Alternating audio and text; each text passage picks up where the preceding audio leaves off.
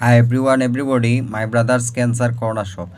আমি আমার টেকা বিগত দিন তাকি লাগাই এখন পর্যন্ত আমি এক ব্যক্তি টেকা পাইছি না বাংলাদেশের ভিতরে। এখন বাংলাদেশের ভিতরে মানুষ সম্পদশালী হইতেও আছে ইঞ্জিলের মতো, আর মানুষ বানাইতেও আছে অট্টালিকা, এর কোনো কমতি নাই। বড় বড় বিল্ডিং বানায় মানুষ, খালবাট পর্যন্ত বানায়।